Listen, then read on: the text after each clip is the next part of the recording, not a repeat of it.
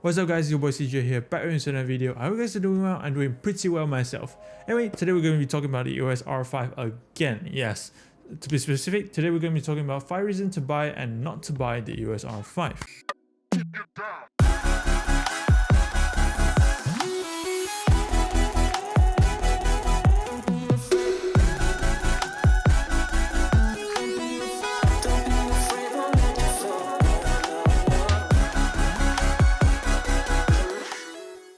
Alright, so the first reason why you should buy the EOS R5, of course, is it's currently the best mirrorless camera in Canon's EOS lineup. Now, Canon of course have attempted to start the EOS, the mirrorless line with the EOS R at first, then the EOS RP, then the EOS now, the EOS R5 and the EOS R6, with the R5 being its current flagship of course. Now, being the flagship, of course, the newest and the best camera in the lineup, of course. Furthermore, it also will receive constant updates as well as having multiple loads of accessory being supported for the camera itself. So basically allowing you to future-proofing your camera. Now, with that in mind, we're going to be moving to our second reason why you should buy the EOS R5. Now, EOS R5 is a very powerful camera, which is our second reason. It's a feature-packed camera. It has a 45 megapixel sensor, having able to record 8K RAW internally, 4K high quality mode, 4K mode, 4K 120 FPS mode, and most lately, and the newest 1.3 update from Canon, Full HD 120 modes, which is one of the few modes that I'm very looking forward to, allowing me to record even more in 120 FPS. Now, all these things are basically for your consideration whether you need them or not. However, without further ado, we're going to moving on to the third reason why you should get the camera, which is its full small form factor. Now, if you guys are familiar with the Canon EOS R, it's basically the same thing as Canon EOS R in terms of body size wise. It may be a little bit more chunkier than the EOS R. However, I would say that with the newer chunkier body size, it is much more comfortable than the EOS R. And if you guys feel comfortable in the EOS R, I can guarantee you the EOS R5 will be even more comfortable than it ever was before. Alright, so furthermore, with its small form factor, it also comes with a lightweight format. Now, lightweight is in a sense whereby the weight is between the EOS R and the EOS, the 5D Mark III and Mark IV. I would say the weight is around in between there for just the body alone, not counting for the lenses of course. So you have to take that into consideration when you're buying it.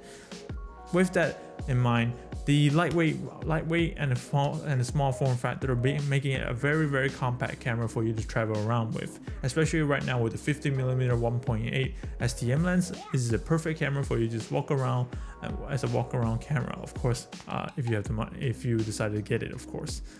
Alright, moving on. It has a 45 megapixel sensor, which is a great thing. I know this might sound like a feature pack, however, I decided to leave out the 45 megapixels because it is an entirely different subject on itself. If you are a photographer, a full-time photographer, 45 megapixel may or may not be very beneficial for you because of the fact that it allows for leeway for you to crop in your photo as well as having large prints. Now, for me personally, this is one of the reasons why I decided to purchase the EOS R5 over the R6. The large 45 megapixel allow me to crop in my photos. Furthermore, allows me to also having higher dynamic range, higher depth of field, as well as capturing more pixels, allow me to pull back that shadow a lot more. However, these are all basically my opinions. If I have said anything wrong, do correct me down in the comment below. I'm always open to learn. Now, whatever that is the conclusion of our fourth reason. We're going to be moving on to our fifth reason now, is basically what we have talked about actually in the first reason, future-proofing. Now, the Canon EOS R5 being the newest, the best, having all these feature packed, is basically going to be future-proofing yourself for the future. As you guys know, 4K TV nowadays is becoming the mainstream, and having 4K internal recording allows for you to also reach out to also the mass media, which are currently majority are using 4K. However, 4K will still be considered a little bit of a premium. 1080p will still be the standard. However, I can see that within the next 5 years, 4K will be the standard soon. With the increased fiber optics networks, 4K will definitely be the standard very soon. So that's something to consider for yourself. Future-proofing, if you're the type of guy to future-proof your equipment, the EOS R5 is definitely a great buy for you. Alright, with that in mind, that is the 5 reasons why you should buy the EOS R5. Now, with everything good, there's always something bad. And now we're going to be moving on to 5 reasons why you should not buy the EOS R5. Alright, the first reason being that it is an expensive camera. It is not cheap. As the time of recording this video, the EOS R5 is currently on sale in Malaysia for 17,500 ringgit. That is including the adapter. Now, that is not cheap. That's near, if you add another 5,000 more, you can get the Canon C70. However, the Canon C70 is a cinema lineup, which means you cannot take photos with it. So you have to take that consideration in mind. Of course, the expensive factor is still there. 17,000 ringgit is still not cheap. It is a very, very expensive tag. Not to mention that it does not include a lens. So you have to take that in mind as well. So yeah, it's very expensive. Furthermore, it is an RF mount camera, which means that if you plan to buy RF mount lenses, it will be substantially more expensive than the your EF counterpart, which is something to take in mind also, because although the adapter, the EOS R5 does have the adapter for you to adapt to the EF lenses, you might be considering moving on to RF lenses as well to future-proof yourself. Personally, I have not decided to move on to RF lenses because I have great EF lenses and they work well for me. Alright, moving on. We're moving on to second reason why you should not buy the EOS R5. It's very simple, the overheating issue. Even with the constant update, the overheating issue still occurs. However, for me personally, I have not encountered the overheating issue. However, I will be doing a torture testing video coming very soon. I'm just trying to find a perfect day where I'm going to test it indoors, outdoors, at certain controlled temperatures, and of course uncontrollable temperatures based on multiple scenarios, just to let you guys see of the overheating issues. However, based on the last video, from what one of my viewers told me, they are able to record at 4K high quality mode continuously for 23 minutes in an indoor environment until the overheating indicators to pop out. So that is something for you to keep in mind. If you're the type of guy to record continuously for hours on end, maybe for an event or maybe for an interview session, so you have to consider that overheating issue. All right, moving on to my third reason why you should not buy the EOS R5 is because of the humongous file size. Now, keep in mind, it has a 45 megapixel sensor, so whatever you capture, it will be nearly double the file size of your original camera. Maybe you're coming from 5D Mark III, which is around 40 to 50 megabytes per photo. This one is doubled. Average raw photo capture is around 80 to 90 megabytes per photo, so you have to take that in consideration. Furthermore, I've tested, of course, 8 seconds of 4K high quality footage, which is basically what I think most people will actually want to know. And of course, use is around 400 megabytes. Rather, it's not 4 minutes, it's 8 seconds only. Sorry about that.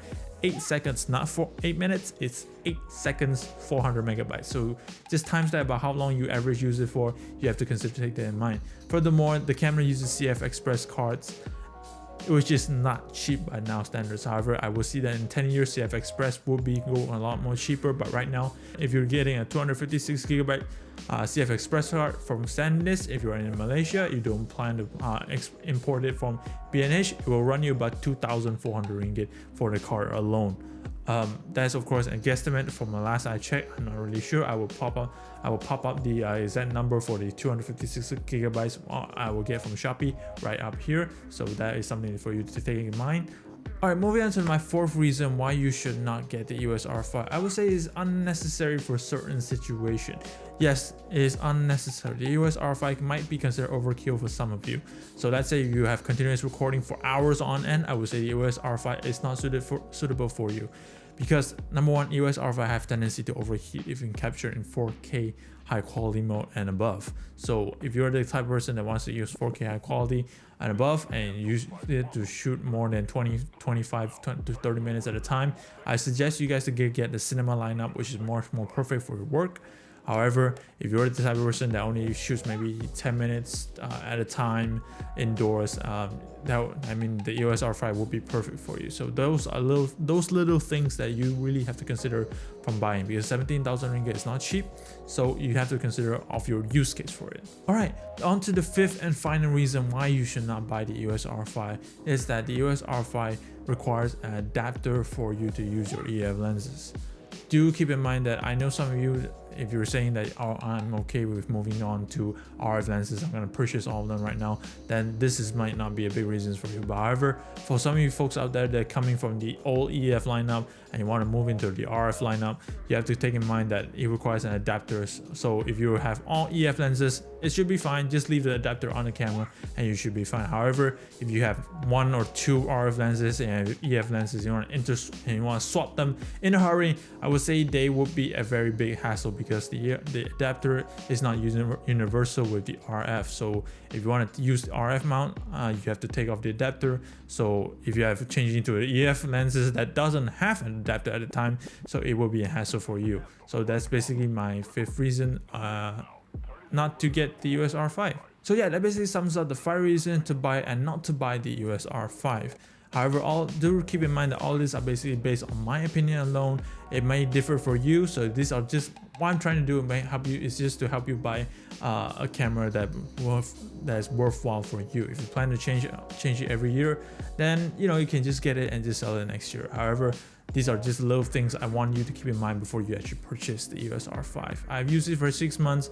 I've loved it so far. I've not regretted purchasing it. But however, for some of you, I know a lot of people that regretted purchasing because the C70 came out and such. So yeah, those are just little things for you to keep in mind. Anyway, do drop the like down in comment down below if you like the video. Of course, do subscribe, hit the notification bell button, share with your friends for those that plan to buy your camera, the EOS R5, for them to actually consider all the little things I'm talking about.